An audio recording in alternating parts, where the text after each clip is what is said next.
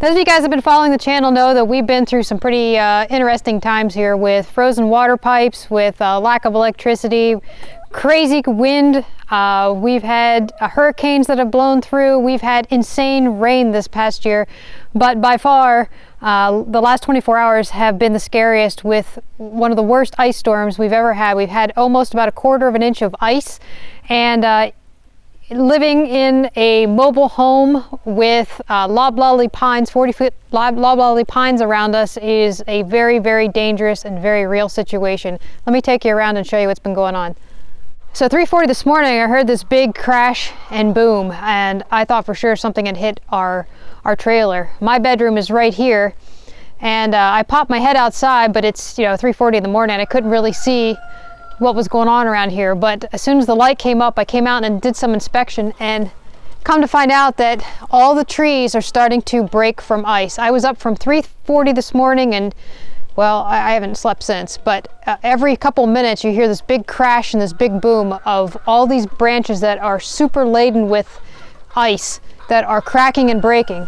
This one right here came down. It's probably about 20 feet from the trailer, but still, that's a close call. This one over here is about to snap. A lot of these are pretty bendy. But right now, our biggest threat is this loblolly pine right here, which is precariously leaning over our trailer. And it's very possible that this one could break. I don't know if you can see, but the ice on these plants is so unbelievably thick. And right now, it's 2 o'clock in the afternoon. I mean, this is after it's sort of been melting a little bit. It's calling for more rain and more ice tonight. Let me take you over and show you one that fell near the battery shed. Okay, I don't really want to stand under this one, so I'm standing back a little bit, but this one here is one that did tip over and fall, and right here's our battery shed. So, it did come pretty close to hitting either the trailer or the battery shed. Luckily, it did not. But like I said, this is some real danger around here with the weight of this ice and these really tall trees. Now, a lot of this is cleared as a fire break, which is a good thing, but still, like you can see, some of these trees are just tall enough where they could still hit the trailer or hit our battery shed. And there is a ton of trees over here which were used as a windbreak, but they are dangerously close to the trailer. They're not trees that we could move. They are left here because of the location that they're in. Makes them really hard to cut down, because if they could fall when you fell them, they could fall on the trailer. So those were left here, but right now they do pose a big risk of the limbs coming down or the trees bending over and coming down in the trailer. Let me take you over and show you some of the scary bits that happened this morning. So this morning I had come out, let the chickens out, fed them. They're actually smart enough. They kind of know. They've been staying out in the open. They usually spend 99% of their time in the woods, and they have not been in the woods at all. They kind of know that stuff's going on and that they should stay out in the open. But I let the chickens out this morning, fed them, and came in here to get some hay for our new bunny. If you haven't seen that video, I'll link to it. Got some hay for the bunny, but as soon as I got up the stairs, there's a cut right now. If we do a jump cut, it's because that tree that's about to fall in the trailer just some of the ice was falling off it. We thought it was about to go.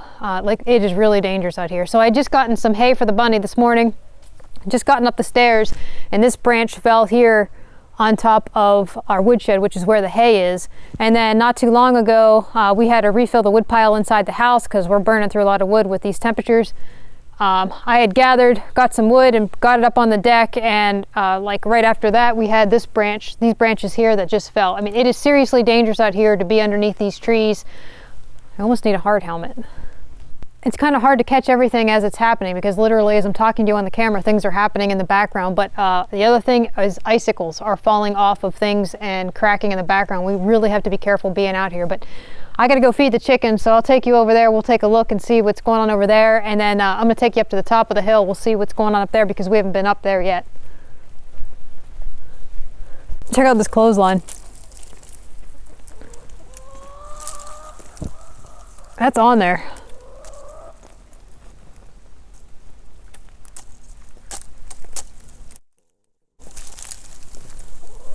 That's a lot of ice, homie. branches like this, really heavy, it's kind of scary walking underneath them because they are breaking and falling.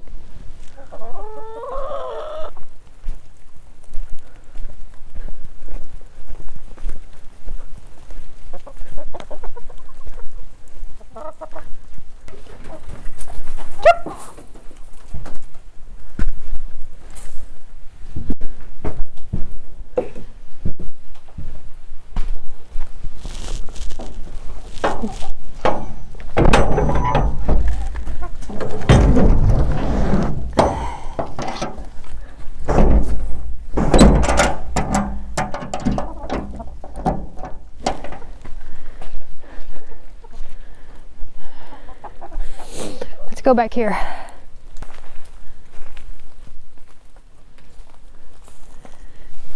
All these, there's a perfect example. We caught one on camera. All these are bending over from the ice, cracking and breaking. This tree right here, this big pine here, is pretty precarious. It's a big one that could potentially fall. It's definitely leaning, and it's leaning a lot more since this morning because I noticed it this morning as well. It's really I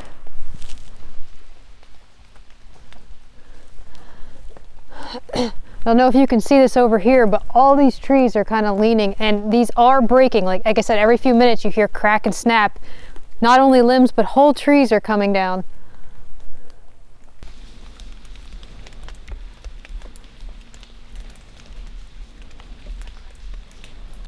So pretty much since about 3-4 this morning, I spent most of the night wondering whether or not a tree was going to come crashing through our trailer or whether the coop was going to get crushed.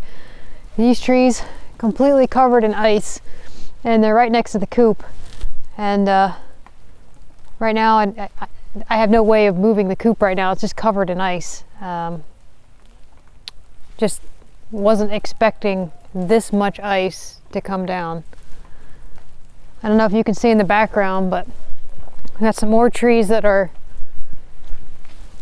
bending, one going over our wood pile back there that's about to snap. And some of these are pretty close to the truck, but I don't think that any of these are, I don't think they're going to come down. They don't look like they're leaning as much as some of these other ones. But I'm going to take you up to the top of the hill. We haven't been up there yet today because it was just too dangerous. And it's dangerous now, but we're going to take the four-wheeler, we're going to drive up the road and just see if there's any damage up there.